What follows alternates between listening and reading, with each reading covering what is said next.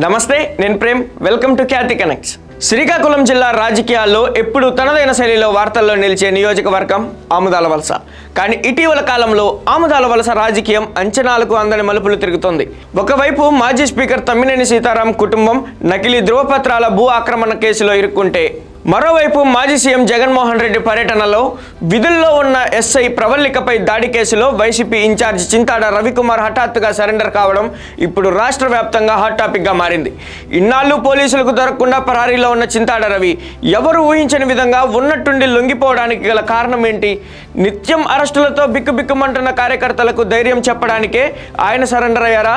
ఒక సాధారణ ప్రొఫెసర్ స్థాయి నుంచి ఎదిగిన చింతాడకు ఈ అరెస్టు మైలేజ్ ఇస్తుందా? రాబోయే రోజుల్లో ఆముదాల వలస వైసీపీకి ఇదే ప్లస్ పాయింట్ కాబోతుందా అనేది ఇప్పుడు చూద్దాం.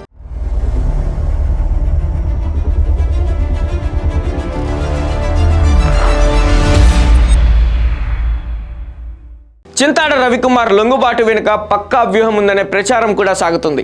ఎస్ఐ ప్రవల్లికపై దాడి కేసు నమోదైనప్పటి నుంచి చింతాడ రవికుమార్ పరారీలో ఉన్నారు. అయితే ఆయన పరారీలో ఉన్నంతకాలం ఆయన వెనుకున్న అనుచరులు, వైసీపీ కార్యకర్తలపై పోలీసులు వరుసగా కేసులు పెడుతూ అరెస్టులు చేశారు.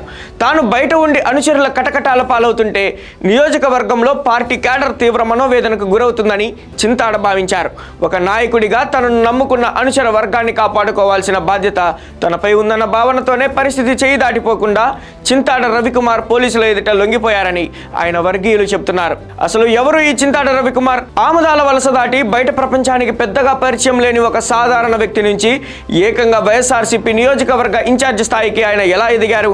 వృత్తిరీత్యా ఒక ఇంజనీరింగ్ కాలేజీలో ప్రొఫెసర్గా పనిచేసిన చింతాడ రవికుమార్ వైఎస్ఆర్సీపీలో చేరినప్పటి నుంచి ప్రజా సమస్యలపై నిరంతరం పోరాడారు. ముఖ్యంగా ఆముదాల వలస షుగర్ ఫ్యాక్టరీ తెరిపించడం కోసం స్థానిక యూత్ సమస్యలపై అనేక పోరాటాలు చేసి యువతకు బాగా కనెక్ట్ అయ్యారు.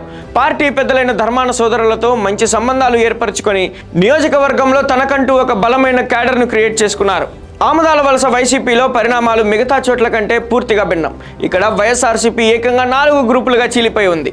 ఎవరికి వారే సొంతంగా పార్టీ ఆఫీసులు పెట్టుకొని సొంత ఎజెండాతో రాజకీయం చేస్తున్నారు. గతంలో నియోజకవర్గ ఇన్ఛార్జ్ పదవి కోసం అధిష్టానానికి పంపిన జాబితాలో మాజీ స్పీకర్ తమ్మినేని సీతారాం కావాలనే చింతాడ రవి పేరు లేకుండా చేశారన్న టాక్ ఆముదాల వలసలో బలంగా ఉంది.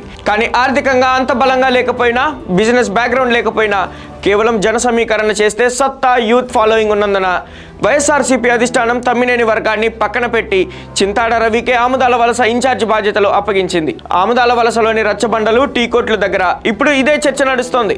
రవికుమార్ తప్పు చేశారా లేదా అన్నది కోర్టు తెలుస్తుంది. కానీ ఈ అరెస్టు డ్రామా వల్ల చింతాడ రవి పొలిటికల్ గ్రాఫ్ ఒక్కసారిగా పెరిగిందన్న అభిప్రాయం వైఎస్ఆర్సీపీ శ్రేణులతో పాటు న్యూట్రల్ ఓటర్లలోనూ వ్యక్తమవుతుంది. జైలుకు వెళ్లి వచ్చిన తర్వాత ఆయన ఇమేజ్ మరింత పెరిగితే వచ్చే ఎన్నికల్లో ఆయనపై పెట్టుబడి పెట్టడానికి, ఆయన వెంట నిలబడటానికి మరికొందరు నేతలు ముందుకు వస్తారని పార్టీ వర్గాలు లెక్కిస్తున్నాయి. చూశారుగా, ఆముదాల వలస నియోజకవర్గంలో శరవేగంగా మారుతున్న పొలిటికల్ సినారియో. ఒకవైపు తమ్మినేని కుటుంబం చుట్టూ లీగల్ చిక్కులు, మరోవైపు లొంగిపోయిన చింతాడ రవికుమార్. కేసుల్లో ఇరుక్కున్న చింతాడ రవికుమార్ భవిష్యత్తులో మరింత బలమైన నాయకుడిగా ఎదుగుతారా, లేక ఈ న్యాయపరమైన చిక్కులతో సైలెంట్ అయిపోతారా?